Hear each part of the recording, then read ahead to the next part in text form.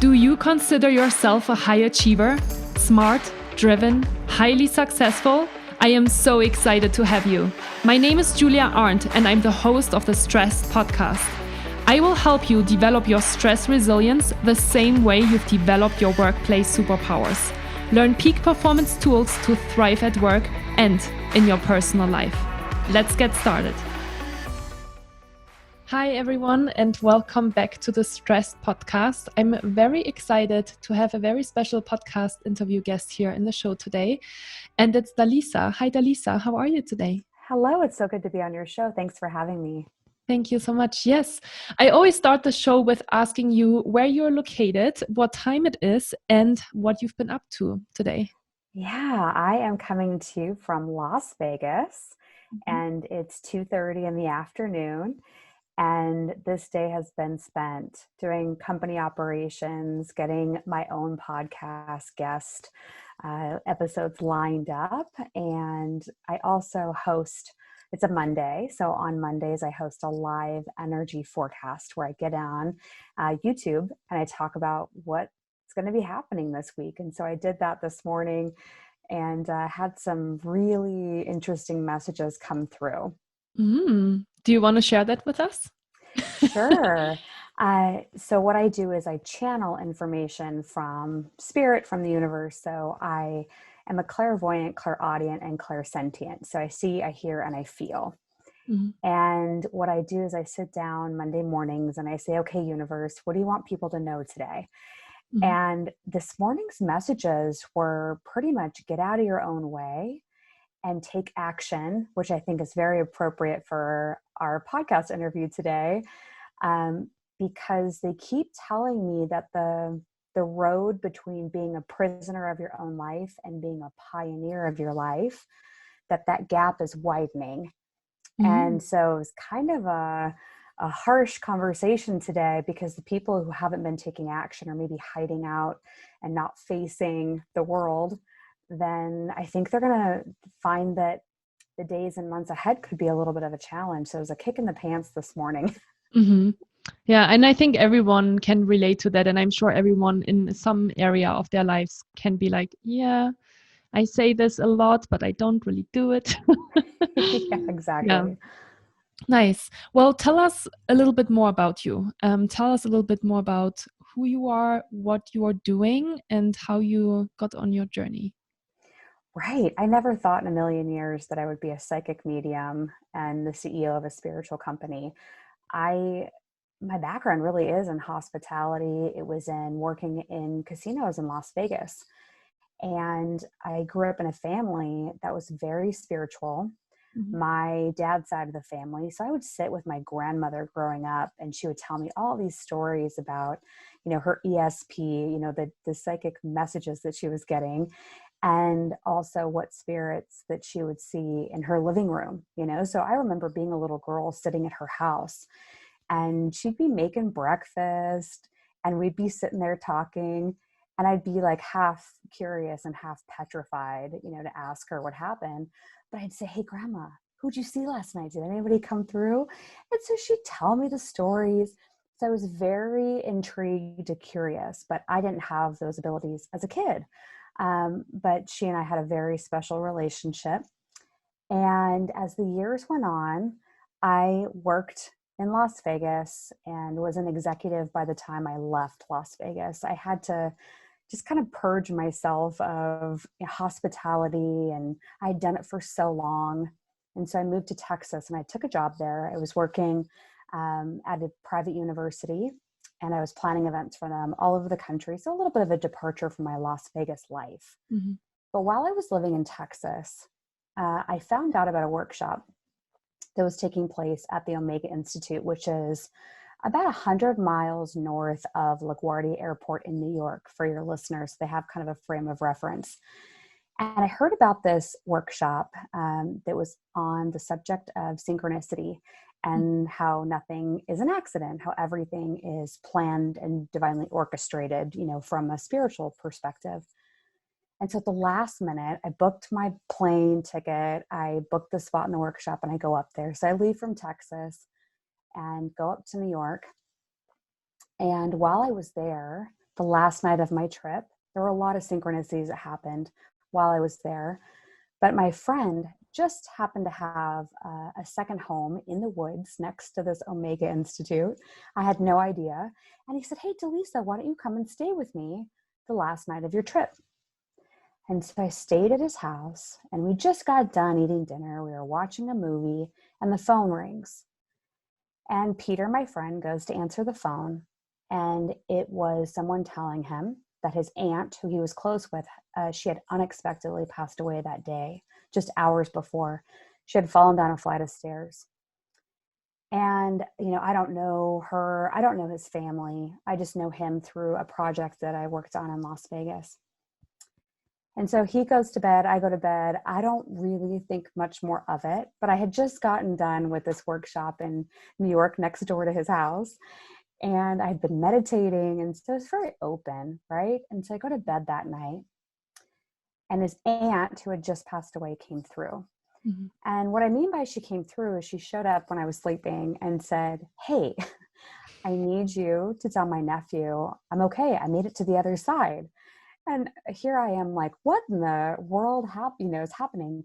So I wake up the next morning and I'm like, oh my God, how am I going to tell my friend this? But I immediately start having flashbacks to what my grandmother was telling me when I was a kid and all the stories that she had told me over the years.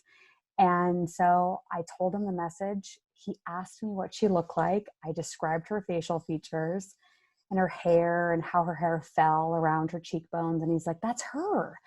I'm like, okay, well, all right, I got to fly back to Texas. And so I went back to my very conservative 9-to-5 job in Texas.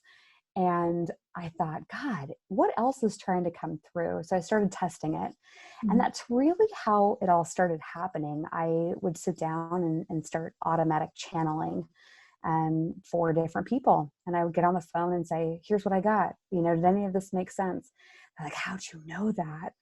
And and so one thing led to another, and people that I was practicing on started referring other people, and it just grew and grew. So now today, 6 years later, just about, I have a company that actually connects people with spiritual practitioners, psychics, and healers, because I had so many people on a waiting list that I felt bad saying no. Mm-hmm. to sessions. And so I had to create my own team of really talented practitioners that I could connect people with. So that's how it all actually came to be. Okay. And I think it's very fascinating. So thank you so much for sharing all of this with us. So 6 years ago only. And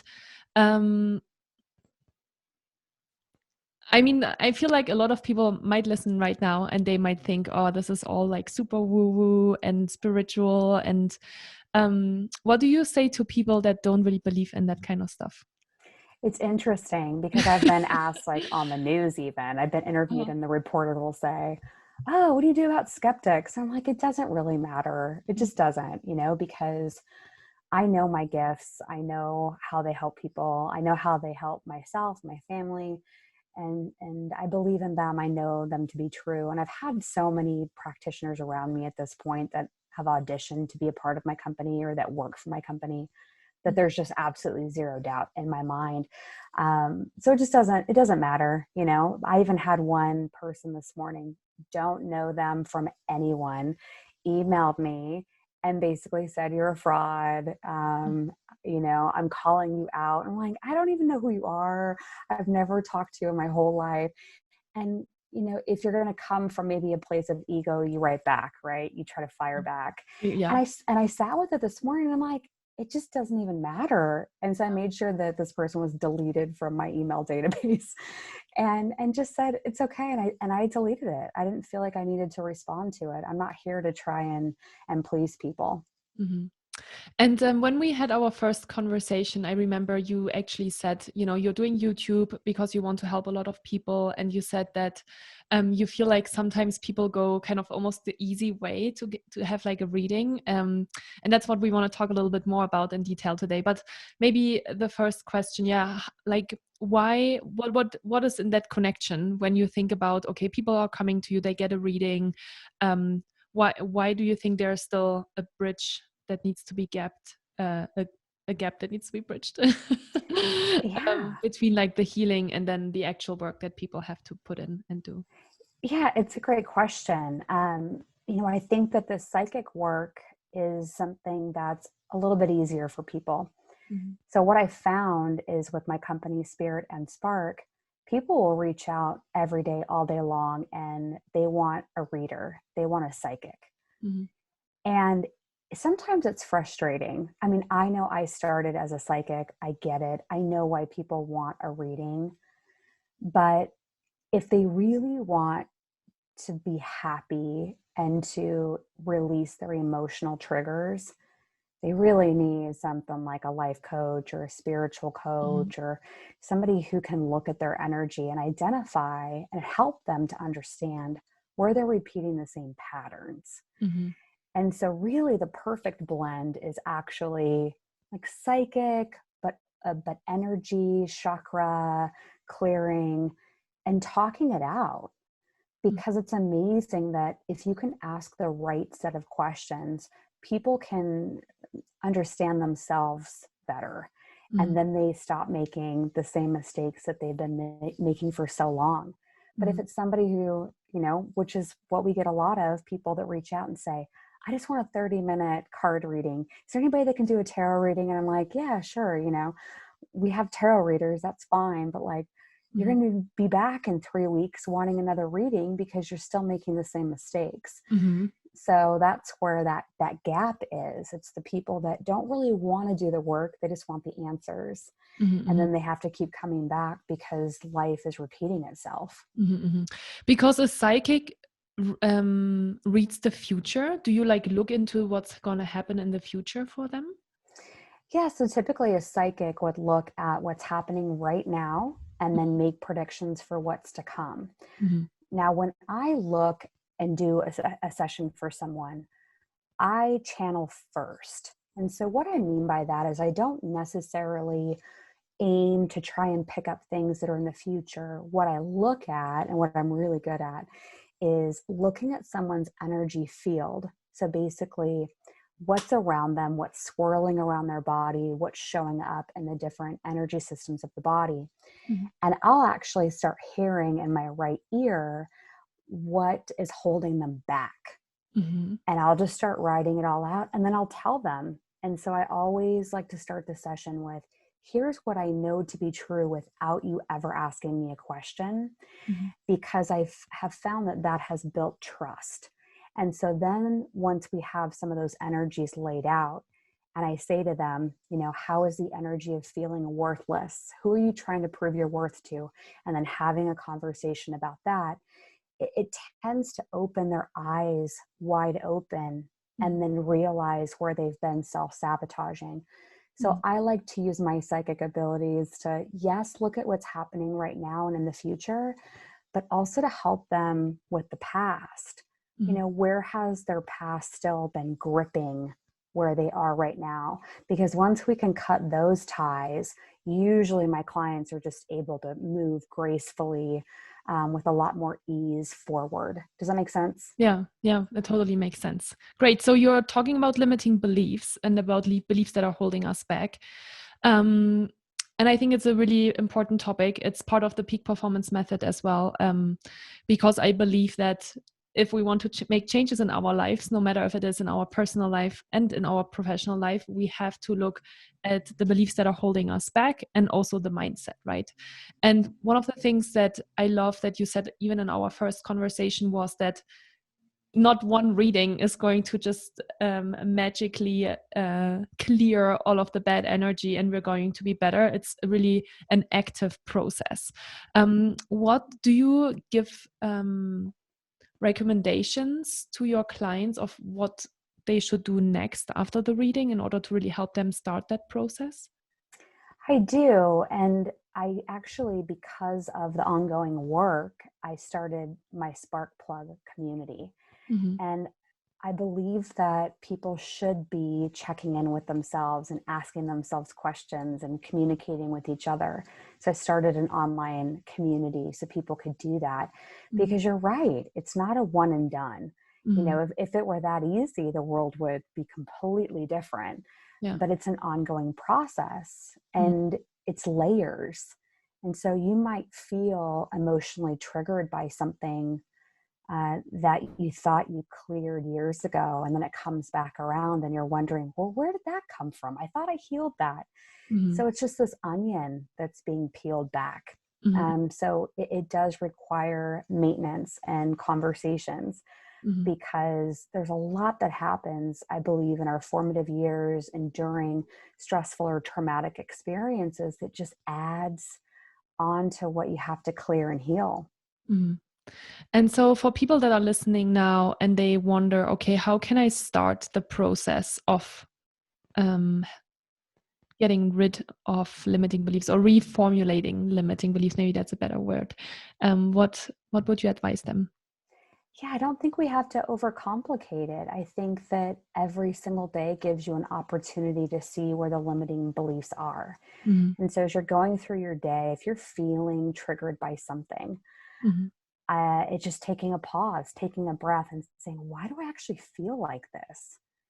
And usually I find that the source of the energies come from either a need to feel safe, a need to feel approval from someone or something, or a need to be in control. And so if you're Mm-hmm. feeling something, it's usually one of those three things. Mm-hmm. And so if somebody says something that upsets you, right? So let's take the example of the person this morning that sent the email that said, you're a fraud. You know, if I hadn't been working on self-worth over the years, that email could have made me feel like I wasn't worthy, and it could have put me in that bucket of needing approval. Mm-hmm. But that person was a perfect example of showing me how far I've come in doing the work. Mm-hmm. And it's going to be an everyday, all day process.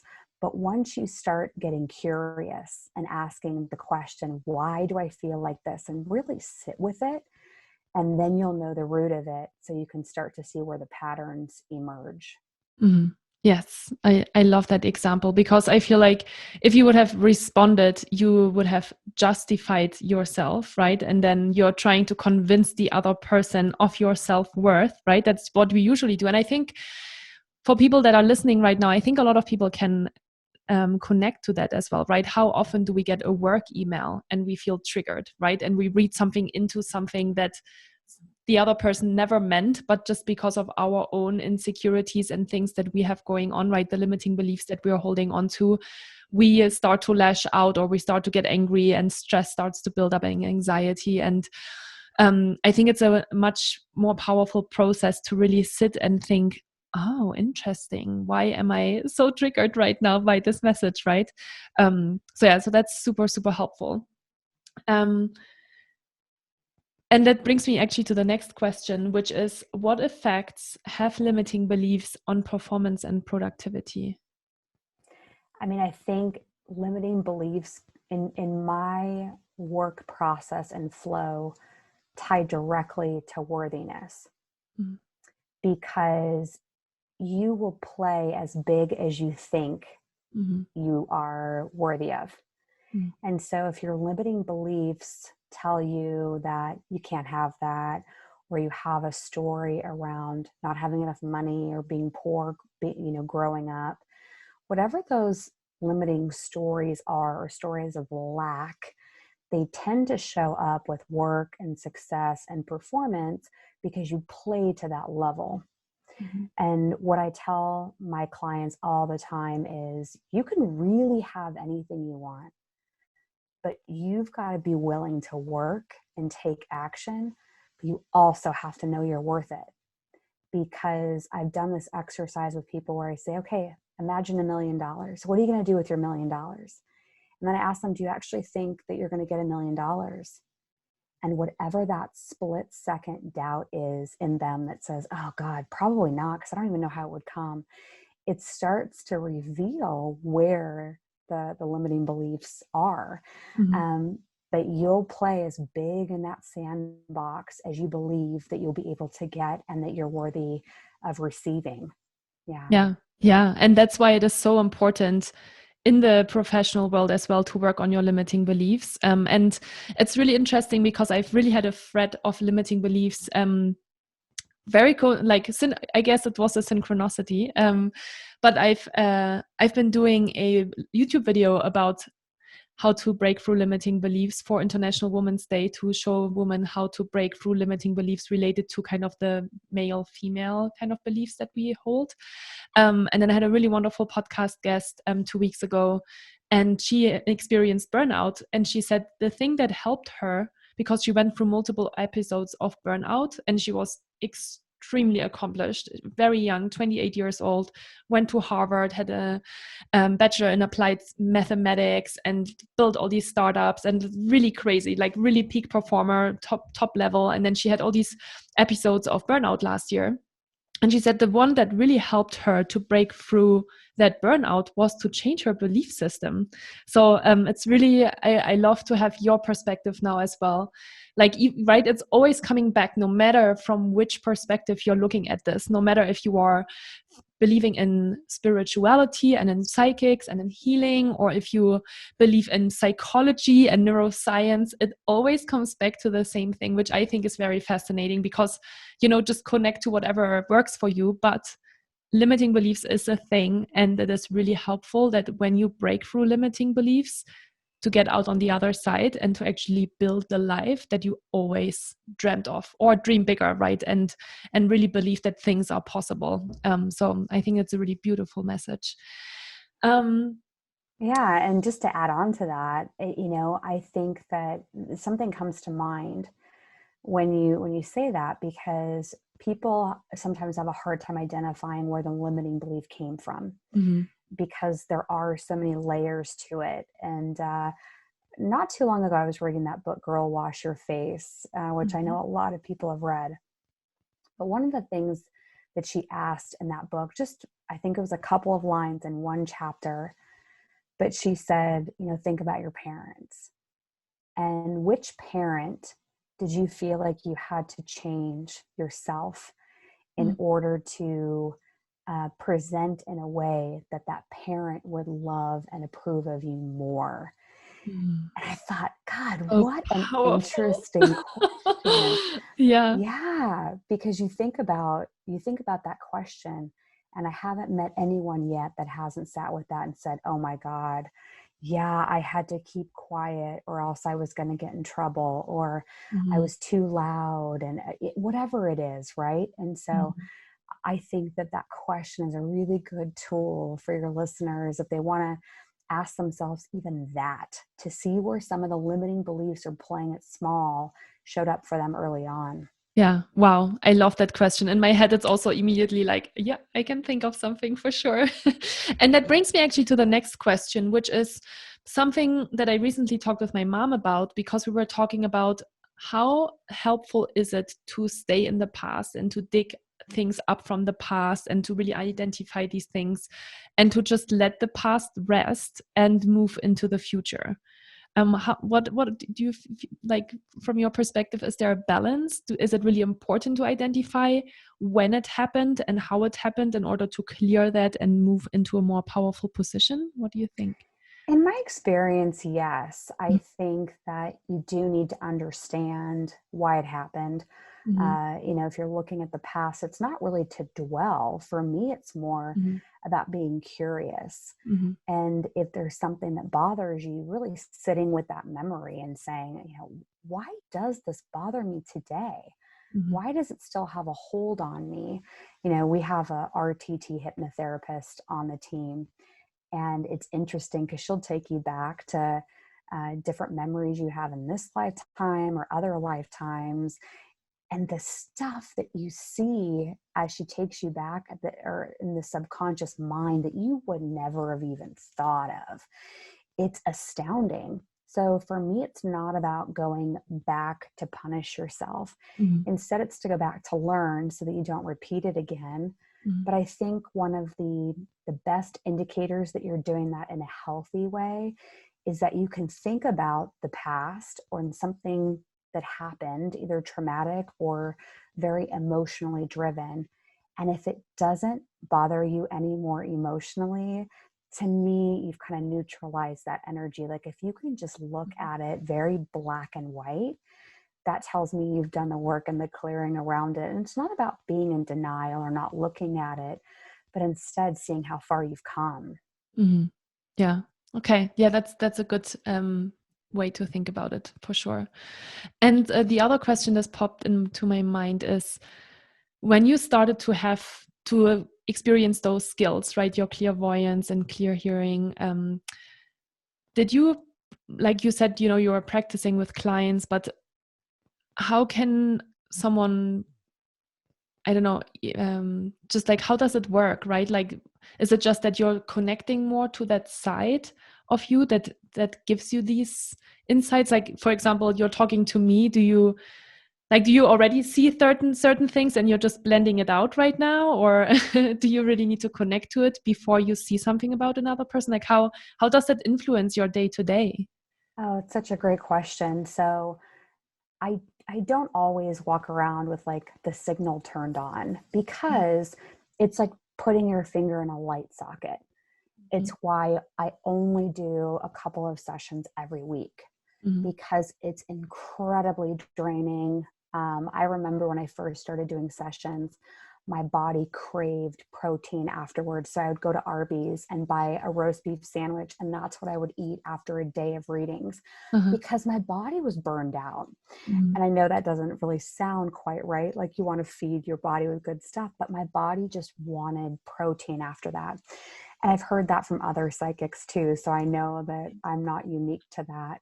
Uh-huh. But if I have the signal on and I'm in session, I'll be able to see all kinds of things in and around the person. Thank God I can turn the signal off and on, because I Mm-hmm. would never be able to go to a restaurant or a concert or anything like that. It's all a frequency scale. Mm-hmm. So I kind of think of it as like us human beings are just kind of hanging out here at the bottom of the scale, just living our day to day. But spirit is really high. The universe, the frequency is really high. And so psychics, they have learned to basically get their frequency a little bit higher so they can get closer to that spirit energy, so they can start picking up on signals. It's basically just like an antenna frequency. Mm-hmm. And then mediums that connect with people on the other side and get communication and be able to speak with them, they actually have to get higher than that, Mm-hmm. because spirit is so much higher.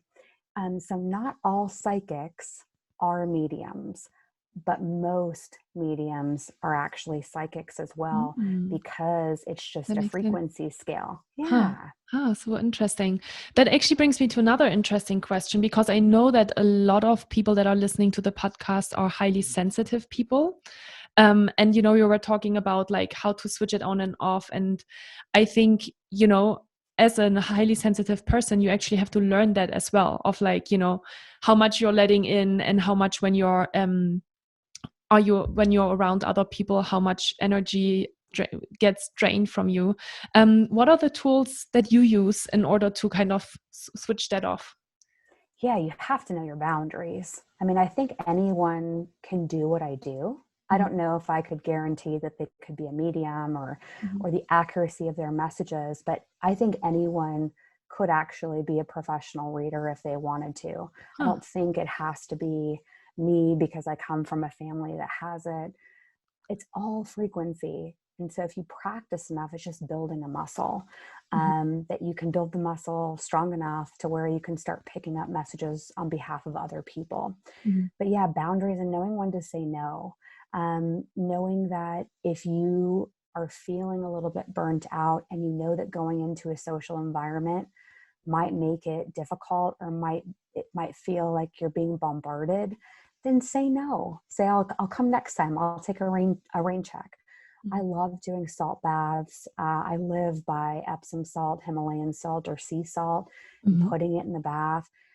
Getting to bed at a reasonable hour. I don't really drink, or if I drink, it's like one or two on occasion, right?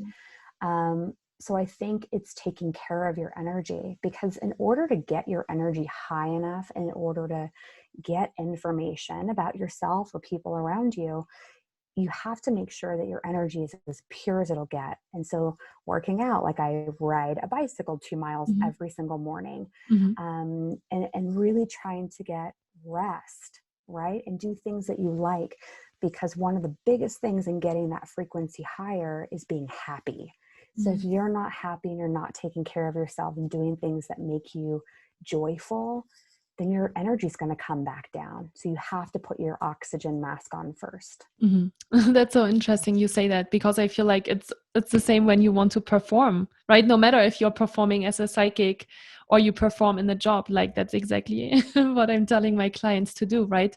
You can only perform and do great work when you're happy and when you feel like your energy levels are high, so you can actually give out energy, right? Yeah. Yeah, it's really interesting from the frequency perspective. And is it then that you meditate? Like, is meditation the tool that brings you the highest in frequency, or how do you think Yeah, about that? I do. I actually think that connecting with nature Mm-hmm. is huge, whether it's mountain, river, ocean, vortexes in Sedona, wherever you want to go, right? Mm-hmm. I think that's key. When I very first started doing sessions, though, I put on a specific meditation from a company called Sacred Acoustics, but it's basically different frequencies that go in your right ear and your left ear, kind of like binaural beats. Mm-hmm. Um, and that got my brain waves into a state where I could just bring forward all kinds of information. So I think meditation can serve a couple of different purposes. So for me, it's definitely been a tool for channeling. Yeah. But it's also been a tool for relaxation, because after a day where I've had several readings or brought forward a lot of information, sometimes I have to go and listen to something that's going to be specifically for going to sleep, because my energy is so high Mm-hmm. that now I have to try to bring it back down. Mm-hmm. Yeah. It's all really fascinating for me. I really enjoy that information.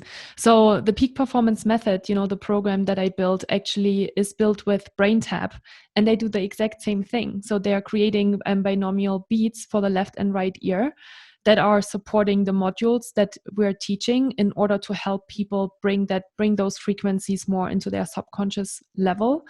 And we were actually able to prove last year with a research study that the people, because we had two different groups, we had a group that just did the program without any BrainTap, and then we had a group with BrainTap. And the results of the people with BrainTap were so much more powerful. The other was powerful too. It was 20-30%, but with BrainTap was like 50-60% better sleep, lower depression, better mindset, right? It was really powerful to see how that brain frequency was influenced by just sound. So I think it's great. Again, it's really interesting for me to see those synchronicities and similarities between just different tools, right? Again, one person might connect more with healing and psychic readings, and the other person connects more with the neuroscience and the psychology of things. But at the end of the day, it uses actually the same things. Yeah, very similar. Well, Yeah. that's interesting. Yeah. Did you have a book that you feel like really influenced you in this journey? I thought about it because you'd asked me that before, and I thought, I have to pick The Alchemist, even though I'm sure everyone, a lot of people have read it. But I liked how simple it was. I liked that you could go along on this journey, and there were different pieces of wisdom in that book. The same author has written other books, though, as well, that are really helpful. And The Alchemist was just one. The Untethered Soul is the other one. But I'm probably not surprising anyone with those two choices. Yeah, no, I think it's really great books. Awesome. Dallisa, if people want to learn more about you, how can they find information about you or get in touch with you? Yeah, the best spot is spiritandspark.com, all spelled out. And on YouTube, Instagram, and Facebook, it's under Spirit and Spark as well. Okay, great. Well, thank you so much for being here this afternoon. I really enjoyed our conversation, and I hope that a lot of people will be able to connect and understand that no matter from what perspective they're going to tackle their limiting beliefs, it can be done, and it is extremely extremely helpful and important in order to increase your performance and sustain it over time. So thank you so much. Yes, absolutely. Thank you so much for having me today. I appreciate it.